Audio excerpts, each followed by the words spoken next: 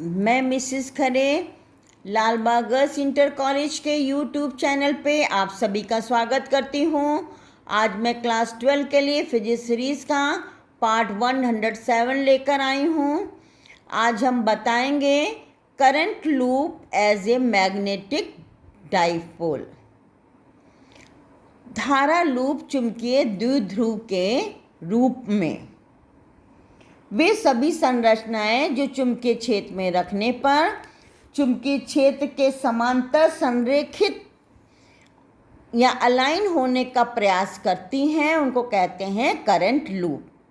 जैसे कि आपका दंड चुंबक को समतापूर्वक लटकाते हैं तो ये पृथ्वी के चुंबकीय क्षेत्र के समांतर यानी उत्तर दक्षिण दिशा में ठहरता है।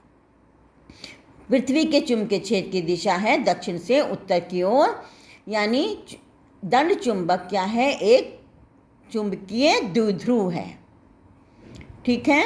इसी तरह से जो है करंट लूप है, करंट लूप को स्वतंत्रतापूर्वक लटकाते हैं तो वो एक निश्चित दिशा में ठहरता है, जिससे कि उसकी अक्ष जो है पृथ्वी के चुंबकीय क्षेत्र के समांतर हो जाए, यानी उत्तर दक्षिण दिशा में उसकी एक्सिस हो जाए।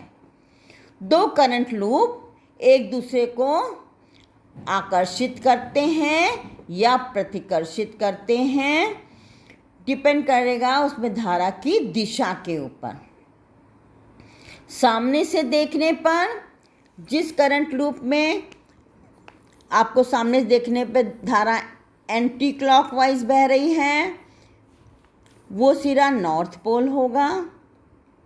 ठीक है।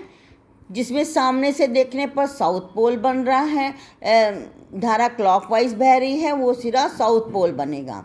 देखिए एक करंट लूप है, इसको सामने देखने पर इधर धारा एंटी क्लॉकवाइज है तो ये सिरा नॉर्थ पोल बना।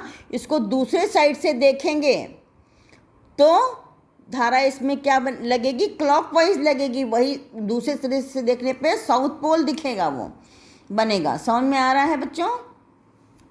तो दो करंट लूप एक दूसरे को आकर्षित करते हैं या प्रतिकर्षित करते हैं समीप लाने पर। ठीक है। तो अब आइए, तो ये भी जो है करंट लूप भी क्या है, एक चुंबकीय द्विध्रुव है। हमने आपको बताया था चुंबकीय क्षेत्र में स्थित करंट लूप पे एक बलाघूर्ण कार्य करता है जो कि लूप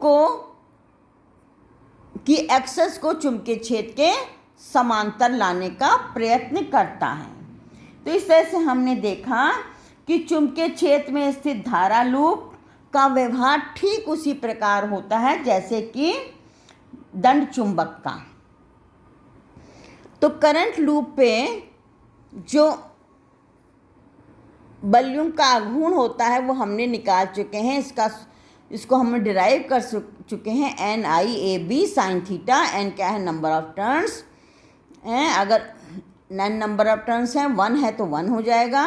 I धारा है, A एरिया है, B चुंबकीय क्षेत्र है, थीटा जो है लूप की एक्सेस और चुंबकीय क्षेत्र के बीच का कोण है। अब देखिए चुंबकीय क्षेत्र में लटकाया गया दंड चुंबक भी घूमकर ऐसी स्थिति में ठहरता है कि चुंबक की एक्सेस चुंबकीय क्षेत्र के समांतर हो जाए। ये आपका दंड चुंबक है, ये चुंबकीय क्षेत्र की दिशा है।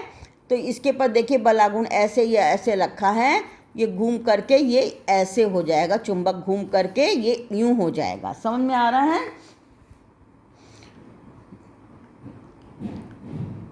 अब देखिए चुंबक के एटॉमिक मॉडल के अनुसार चुंबक का प्रत्येक एटम एक नन्हा करंट लूप होता है।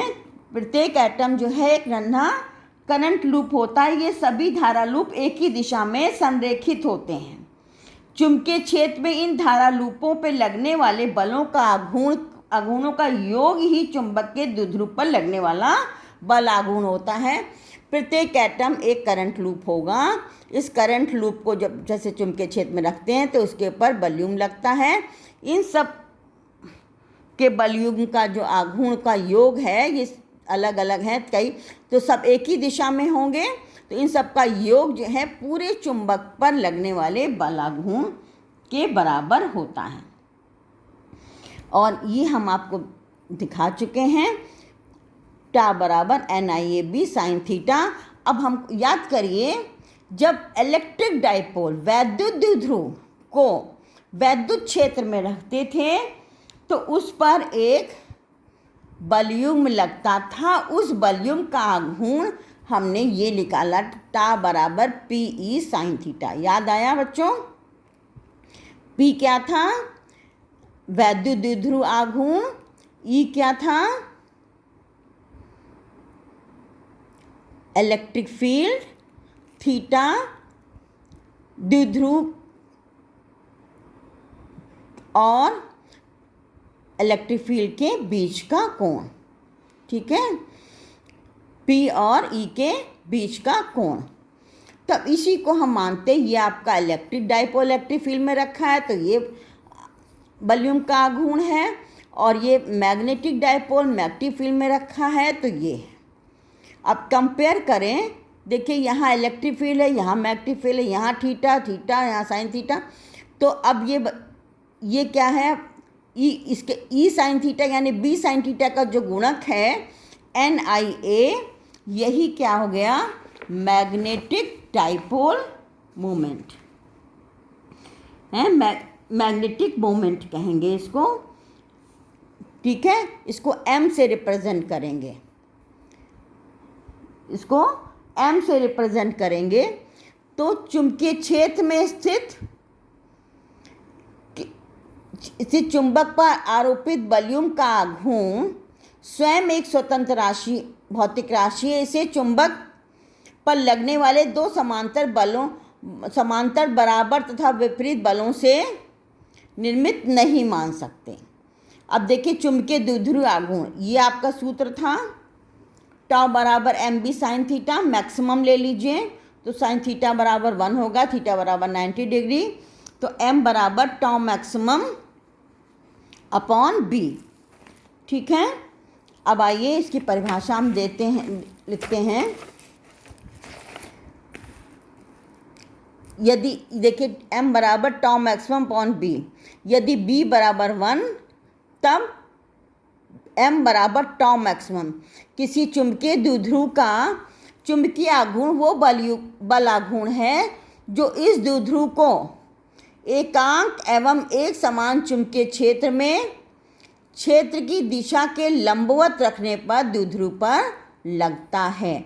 इसी तरह से हमने P की परिभाषा भी बताई थी, ठीक है।